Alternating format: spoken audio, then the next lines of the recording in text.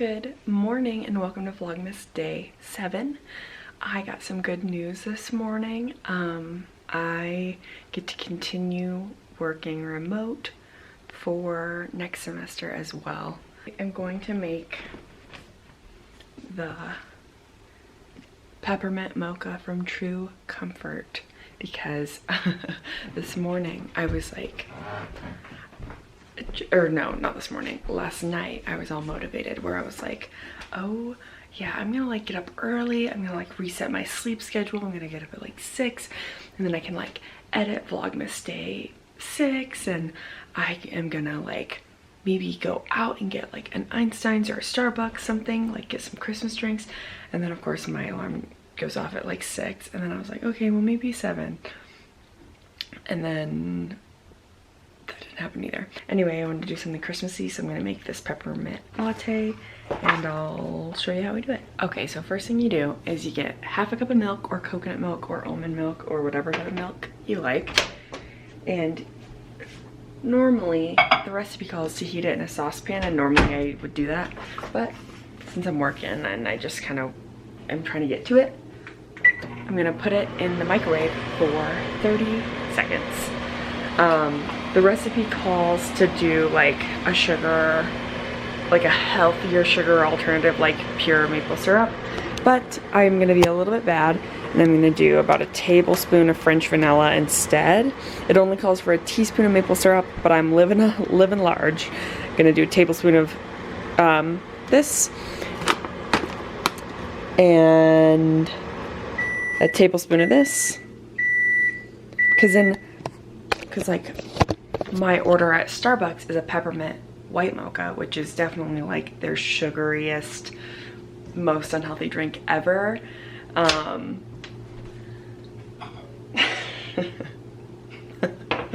And so this is a better alternative to that, but I also thought the vanilla would help it be a little bit more like white chocolate, but we'll see. Okay, let me move all this stuff. All right, so you put it into a high-powered blender. So what I've got is I've got warm milk, a tablespoon of cocoa powder or cacao.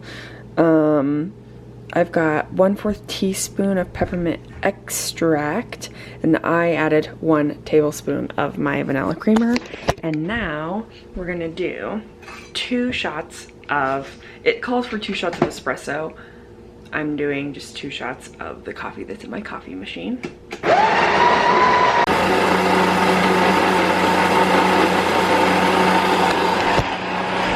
And then you blend it for a minute until it's like kind of frothy. I might still froth it a little bit more anyway, I don't know. But yeah, we'll see how it tastes. I've never tried this before. I added a little more coffee than the recipe, so the recipe said 2 shots. So I did the 2-shot button and had it run through twice because that's not espresso, it's just regular coffee. So and that way I get a little bit of a bigger drink. There we go. So yeah, we'll see. Poured it in my Christmassy mug here, and I gotta say, it looks and smells pretty amazing. So I'm excited to try it. Okay, let's see.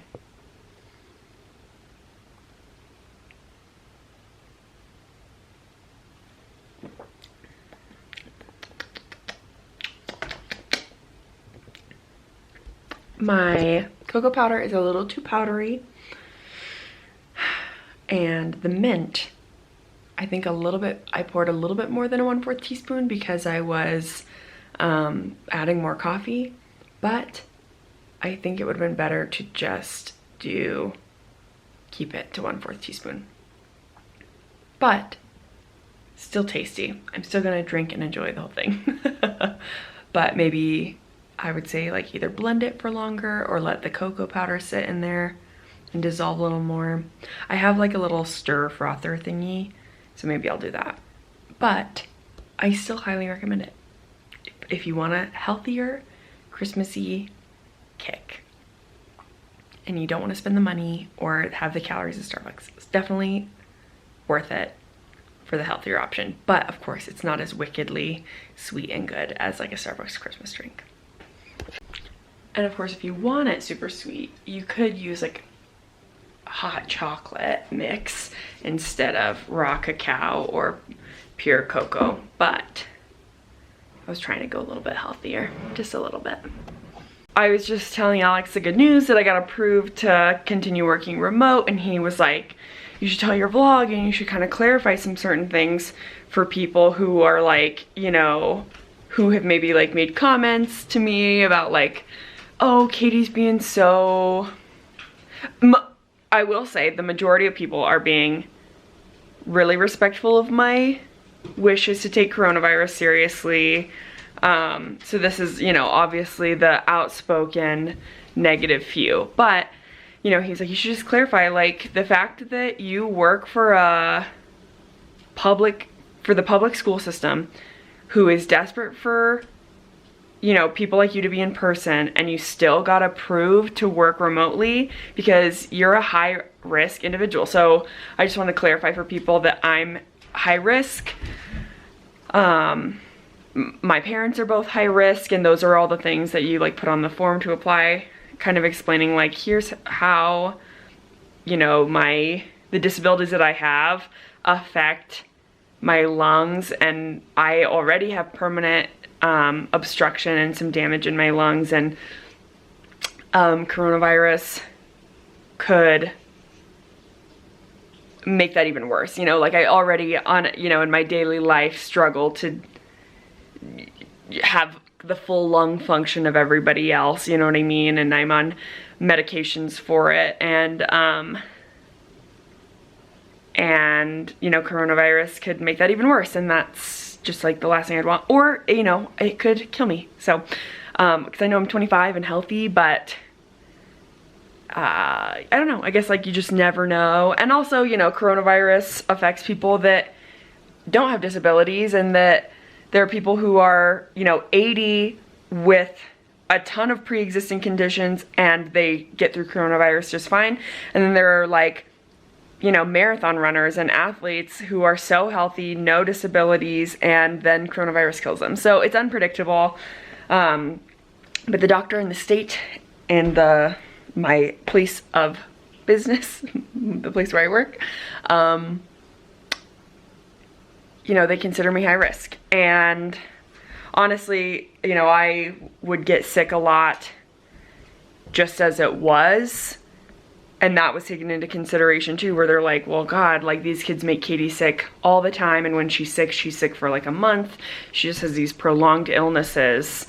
It's in all of our best interest to not get coronavirus. So, yeah, I just wanted to clarify some of those things, that I have high risk parents. I'm high risk, and that's why I've been taking this so seriously. And with the vaccine so close,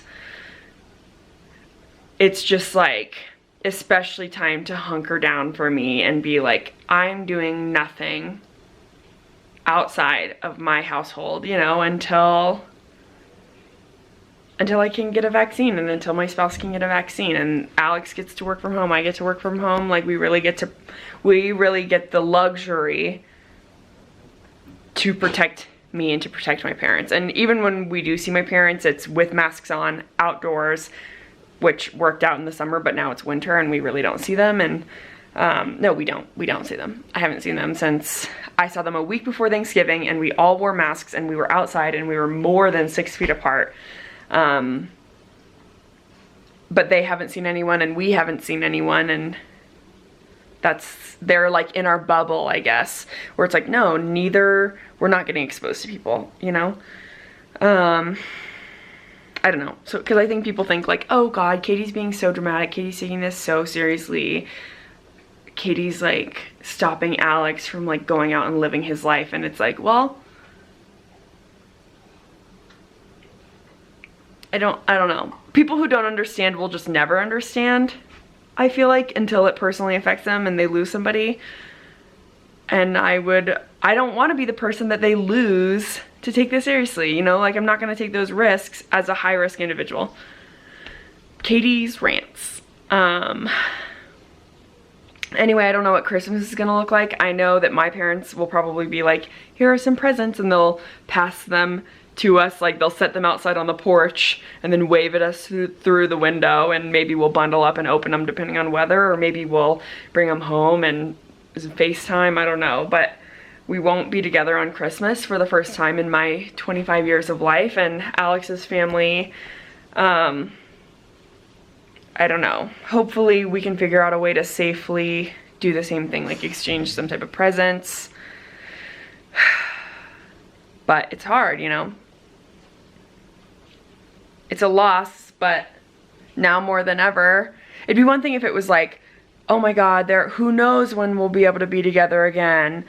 But we do know there's a vaccine, it's coming, and so it's like, no, next year we'll all get to have Christmas together. Like, we just will. And so it's just it's a very worth it sacrifice to me to keep everyone I love, including myself, healthy.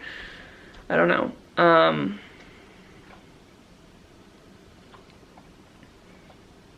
And if that means doing Christmas exchange outdoors in the cold with masks on, like, that's something I'm willing to do. I don't know. I don't know. Anyway, sorry. I alarmed the dogs. They're like, what?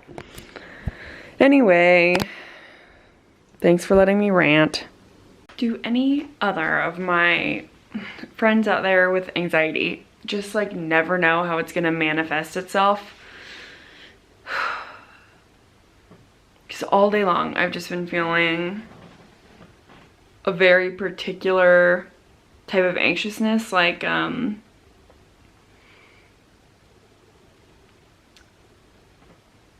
because sometimes I feel like my anxiety is like high energy, where it's like my heart's racing, I can't breathe, I'm like, oh, I like am frantic. But this is more like slow motion anxiety, where I'm just like, I feel super overwhelmed, and then I just feel like not motivated, where I'm just like,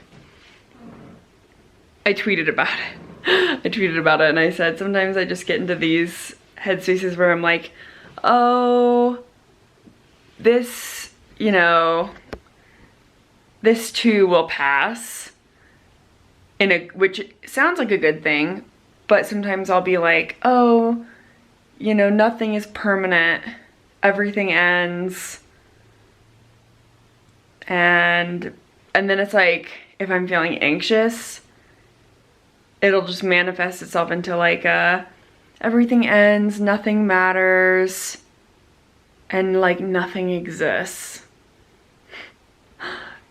I don't know. Where I'm just like,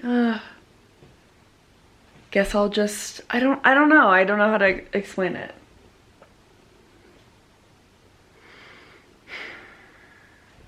I don't know. I guess it's almost like feeling depressed or something. But that's not exactly it, because it's not like, I don't know. I'm not like in a bad mood or sad. I don't know. I just feel kind of like this is what I feel like. I just feel like I want to like do this and just like lay here and zone out.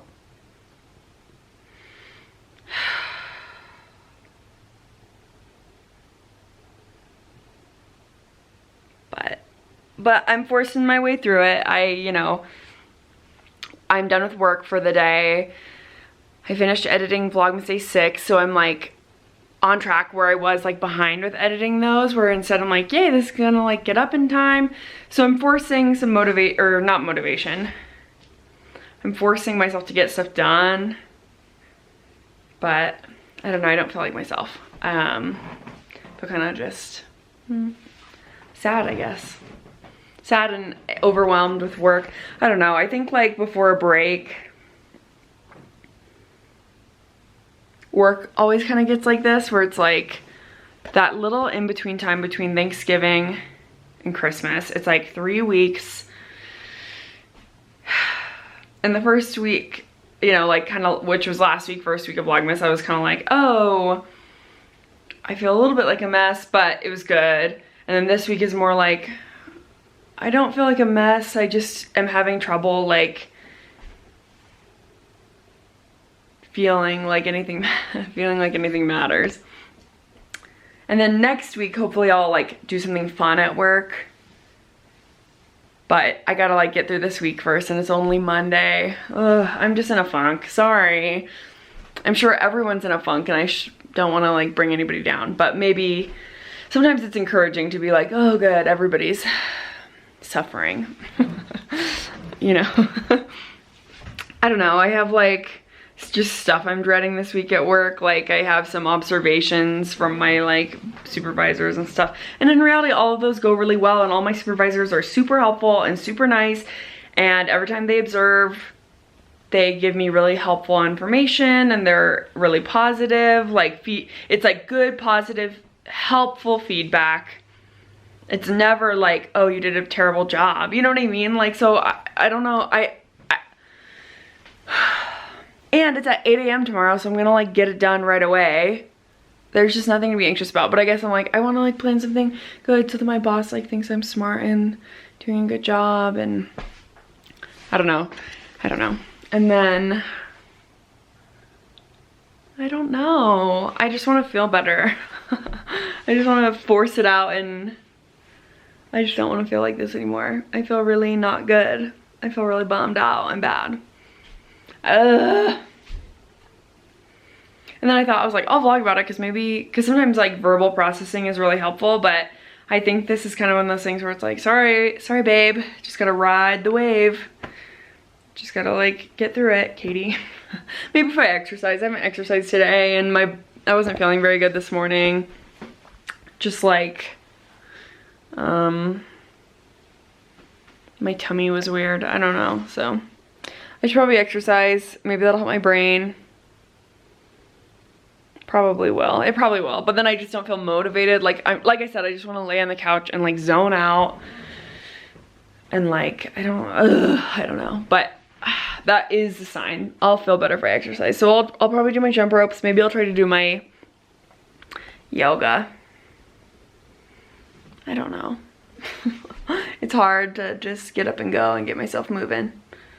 Even though I'm getting stuff done, I'm just repeating myself at this point. But I'm just like trying to trick myself into feeling good. I don't know. And then like over the weekend and then kind of like end of last week, I was like disassociating. I don't know if that feels like the right word. That feels like such a dramatic word. Just like I'm like, I don't want to be like, I was disassociating, but it's like kind of where you just like are looking at yourself and you're like, I don't know who that person is. I don't recognize that person. I don't know. Do you ever look at yourself and see how like a stranger looks at you? And you're just like, that's a whole person that exists. I don't know. Believe it or not, I don't do drugs. I just am like this. Okay, I'm gonna go try to feel better now and feel like things matter again. Bye, thank you for listening.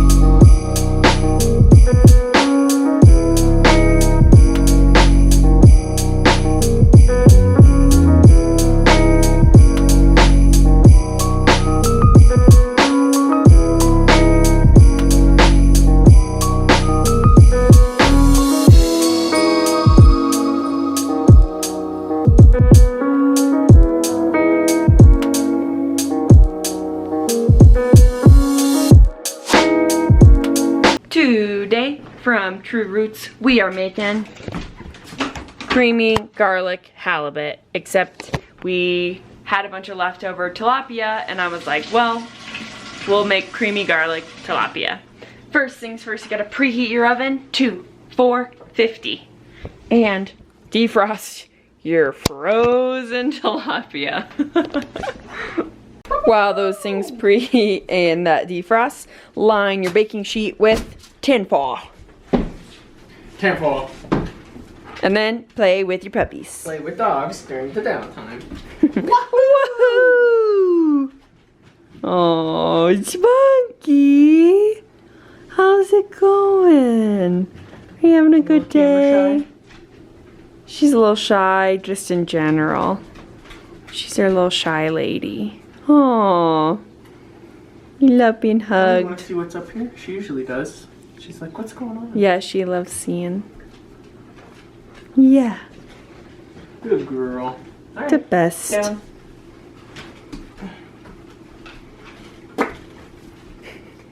She's like, more please. See, that's exactly what she just said. God, mean.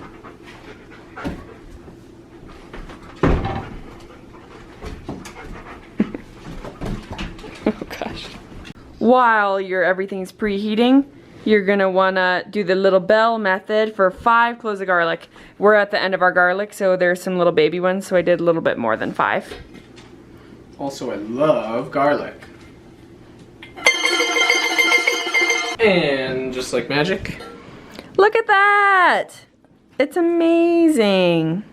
And then it says to mince them, but we're making a creamy garlic sauce, so I'm gonna do it in my little mini food processor to make it extra smooth. You're gonna get 1/4 cup of vegan mayonnaise and 1/4 cup of butter, and that's how we're gonna make our garlic sauce. And I think something else, we'll see. And 1 teaspoon of onion powder. So we got butter, 5 cloves of garlic, vegan mayonnaise, onion powder, and my battery's dying. And then mix it up. The real recipe calls it to be all vegan. They want vegan mayo, vegan butter, Vegan air. vegan fish. Just kidding. It wants real fish. This girl just doesn't do dairy. So everything in this is dairy free. So if you're lactose intolerant, get this cookbook. But I do dairy, so I'm gonna do it. Alex is in there making our sauce. This recipe suggests roasted asparagus as a side, and Alex already planned on doing that without me even telling him. Amazing! However, this package fish design is terrible, and I will need help for the 3rd time. Thank you. You're welcome. Okay, now with black pepper and pink Himalayan salt, you salt and pepper your fish. Amazing. I can't quite tell if I'm even turning it in the right direction. Feels like I'm breaking it. No, you're just breaking little rocks up. You're just making a little horse lick a little bit smaller. This, I'm gonna do way too much. So, yep, that's exactly how I thought. Yeah, it's got a bad lid. Come on, boy.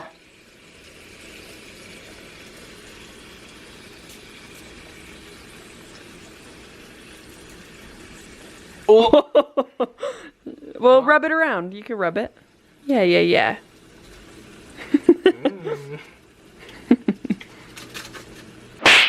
And then you gotta give your fish a good...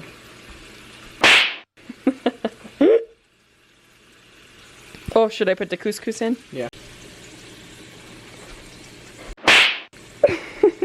Then you put your little fishies in there for 8 minutes. Wow. Couscous. Watch, this part's fun too. It's so fluffy. Oh my goodness. I had never had couscous until I married Alex. I had never had couscous until 2 years after I married Alex. I had never had couscous until like a month ago when you made it that one time and you're like, you want this? And I was like, I thought I was allergic, and then I wasn't. Wow. And I loved it. And you had sour cream like on Tuesday. Yeah, that's true. Wow, marriage, huh? You learn something new. A little tip for you kids out there thinking about getting married. You just learn something new every day, don't ya? Yeah. You learn, you try new things. All right, and now You get fat. It's good. It's fun. And now we're gonna put this into a different container and use this to cook the asparagus. Nice. Maybe not.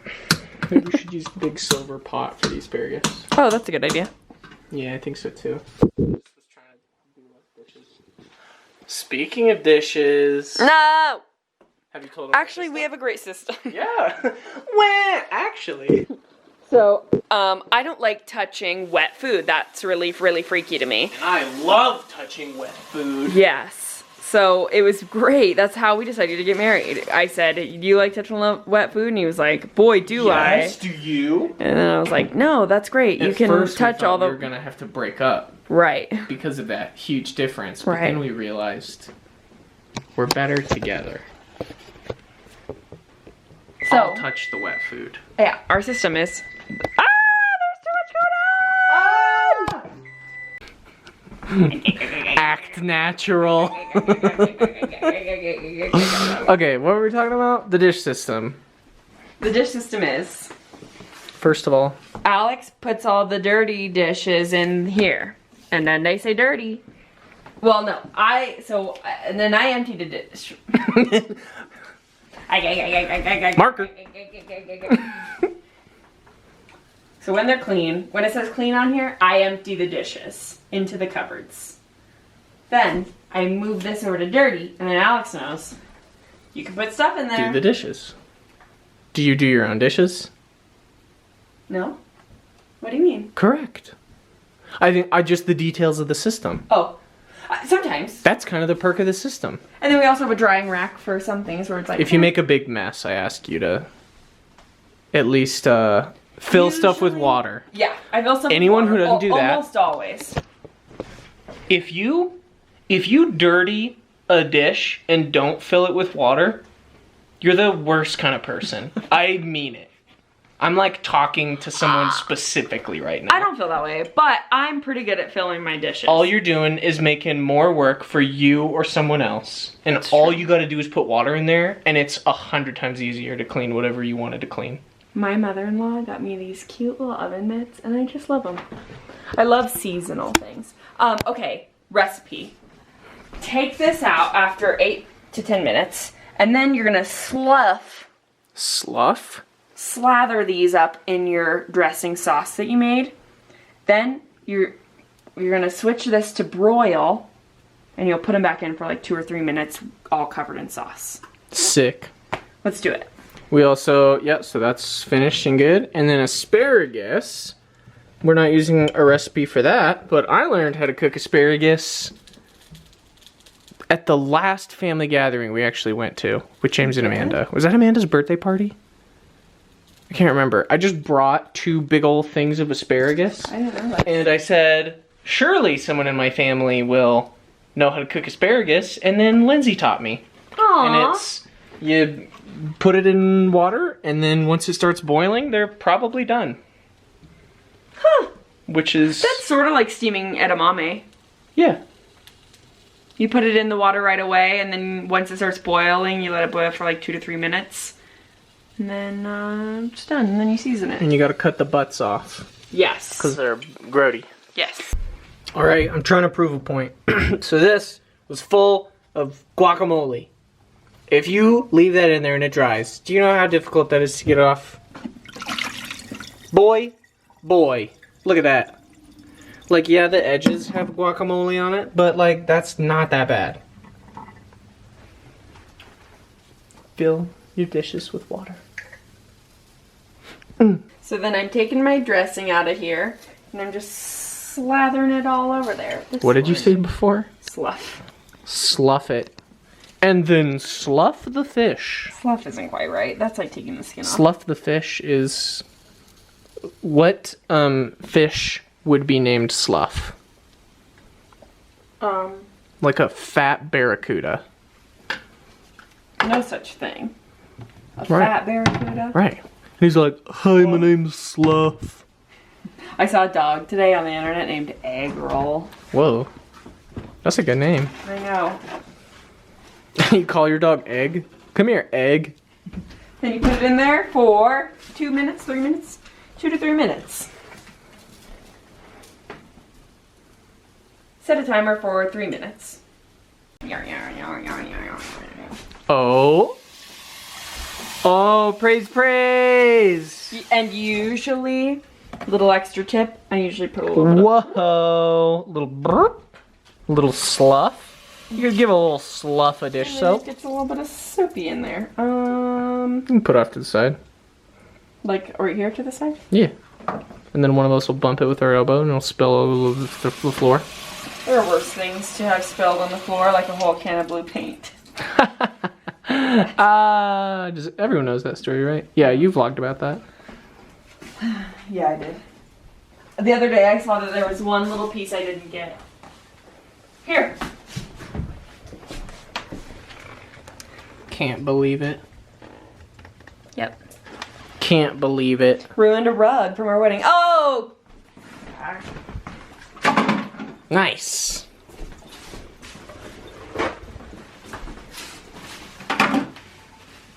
I used to always clean the floor first, and then my mom was always like, fix where it's coming from first. Otherwise you'll just be stuck wiping up the floor forever.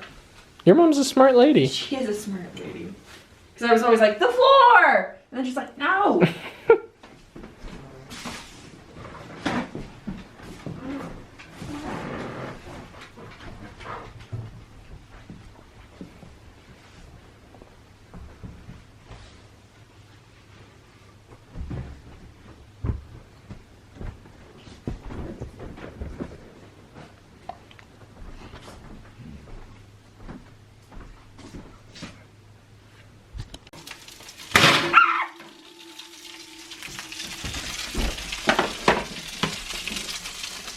It said until it's a light golden brown, but I don't think that happens with tilapia. Does it? Or with mayonnaise. I have no idea if this is gonna be any good. It'll be good. Okay. It's garlic buttery fish. Yeah, I guess so. There's a half a stick of butter in there. It's gonna be good. You're right. I don't love mayo, so we'll see. The final plating. With 4 asparagus. Oh my gosh. 3 are headless. Amazing. Everyone who's probably thinking that Spunky is begging. She's not. At least not for food. She just wants to get up here and snuggle. She just wants to cuddle. Don't you, little dude? There you go. Alright. You know what time it is. I'm watching my favorite Vlogmasser. Time for a big mouth. Zoe. She's my favorite. Oi, bruv, it's Christmas with Zoe Sugg. Huh. Whenever I go to do the, unload the dishwasher, I'm always like, I don't want to do this. And then it's never as bad as I think it is. Story of my life, huh? We just finished all of Big Mouth season 4, and I feel like every episode this time, almost, maybe not every episode, but many of the episodes made me cry. I still just feel like emotion, especially that season finale just got me. It's so good. And the way they talk about anxiety and depression and being a kid, it's just so important. And said it once and I'll say it again. Everybody should watch it. Wish I would have had it as a high schooler at least, you know? Because maybe middle school it is a little bit too raunchy. But you know, they really do a lot of stuff that is